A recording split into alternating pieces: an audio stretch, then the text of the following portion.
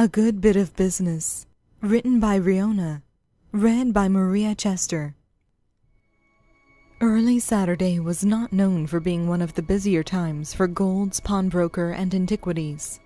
Lunchtimes especially not. The morning had seen Gold mending a watch for Mary Margaret, or Queen Snow White, depending on the day, date, and circumstance.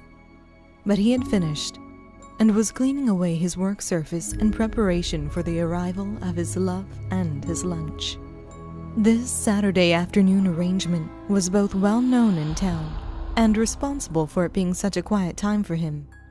Rumpelstiltskin didn't mind one bit. After one too many trivial interruptions, Snow White, Charming, and, surprisingly, Sheriff Emma Swan, who had, in fact, been trying to talk them out of it, had barged into his shop.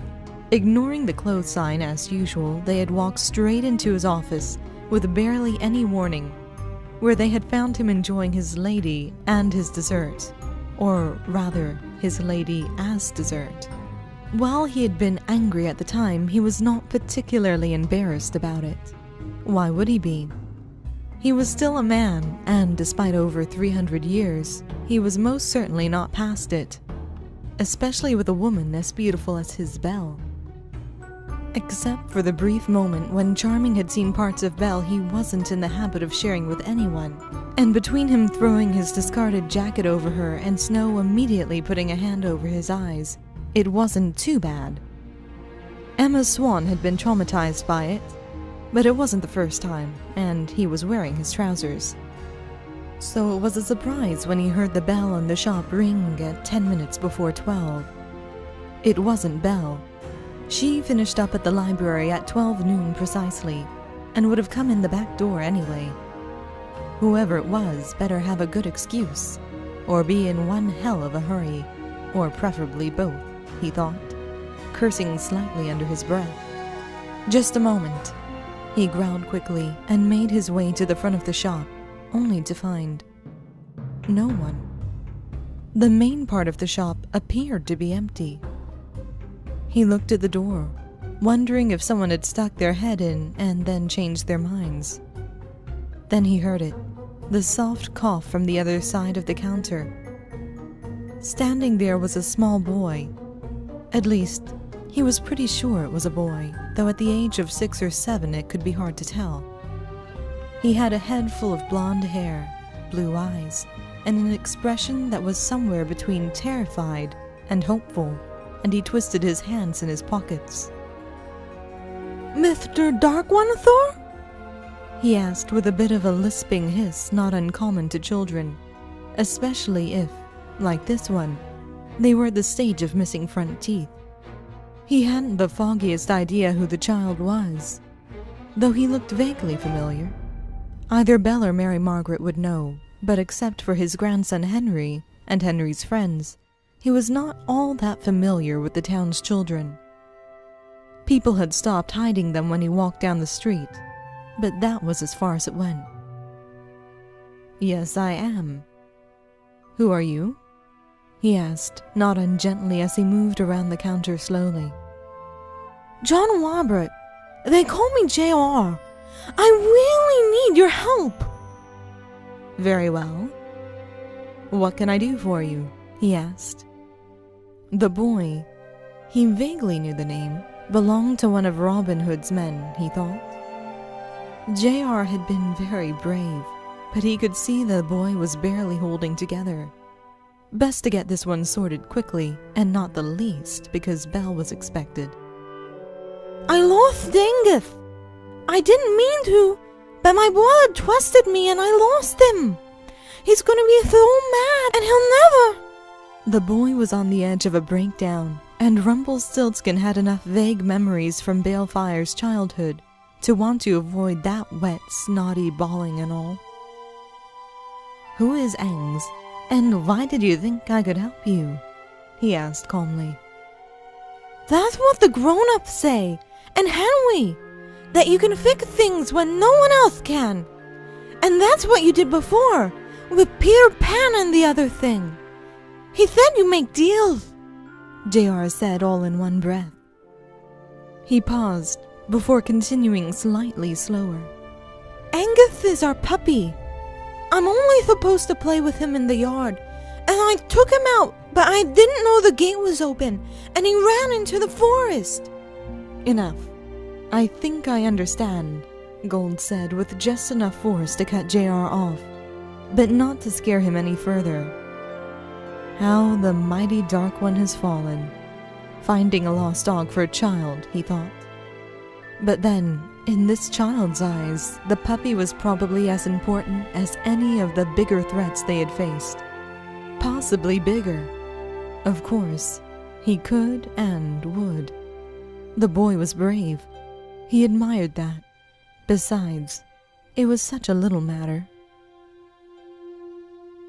Belle French came in the back door of the shop and set the basket down on the work surface.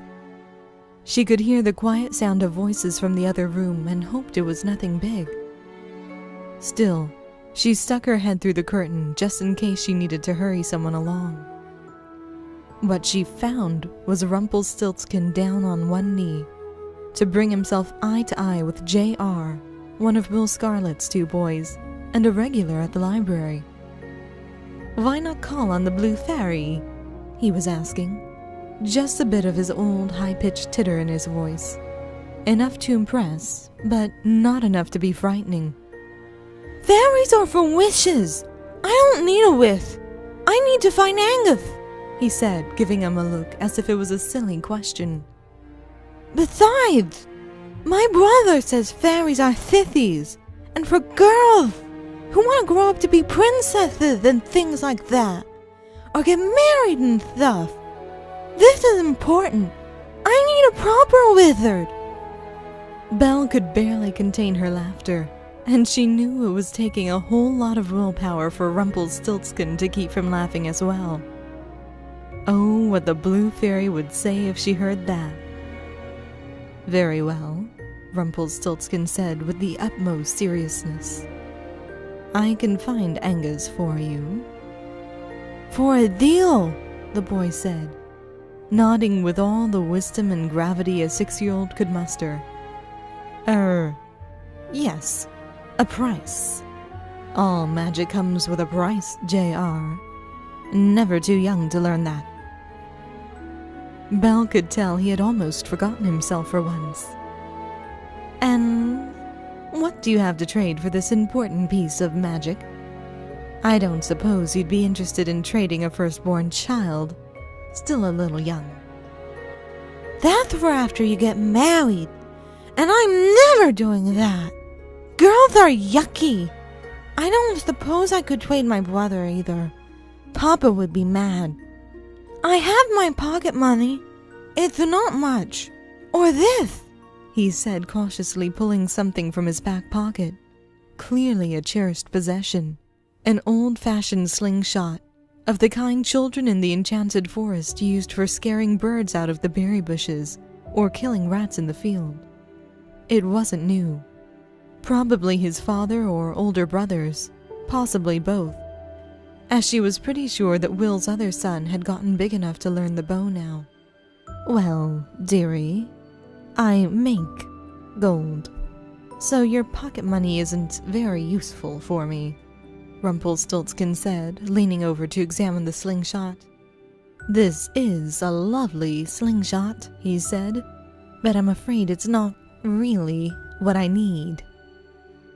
The boy's face fell, but before he could get upset, Rumpelstiltskin opened his mouth. "You know, now that I think about it, I have an idea." JR's face lit up with hope. "Angus is still a puppy, yes, but one day he will be a dog. What kind of a dog?" "A sheepdog," the boy answered promptly. "Papa says a dog should be youthful." "Sheepdog? I've always liked sheepdogs." "Very well. So rather than your firstborn child, I will take Angus' firstborn puppy, once he is old enough to have them." "You will?" the boy said, clearly surprised at the deal. "But what if he never has them?" "Then I suppose I will have made a bad investment. But it's Angus' puppy or no deal," he said, trying to look stern, but only for a moment. "Can I tell you a secret?" he asked, leaning toward the boy conspiratorially, as if someone might overhear. "Of course," JR answered, clearly overwhelmed by the honor. "You know Miss Bell, the librarian?" "Of course! She's really nice for a girl," he finished quickly, lest the sorcerer get the idea that he thought girls were all right. "Yes, she is. She and I are getting married. I've been thinking of getting her a dog, but right now she is very busy with the wedding and all sorts of things. But if I have a deal for a puppy later, then I don't have to bother her with it now, and she will get her present when she can properly appreciate it." Belle had to slip back behind the curtain to contain herself. She had always known Rumpelstiltskin had a soft spot for children, that he actually liked them for all he tried to pretend otherwise. But watching him with JR made her long for the day when they would have children of their own. "Do I have to sign a thing? I forgot what you call them, but in the stories you always have to sign a thing. I can write my own name," he reassured the sorcerer with pride. "Yes, of course. We should do this properly." Rumpelstiltskin stood and gestured the boy to come with him behind the counter, and waved him to the stool there. With a flourish and a puff of purple smoke, he held a contract, much smaller than any she had seen him produce before. The boy let out an odd "Wow!"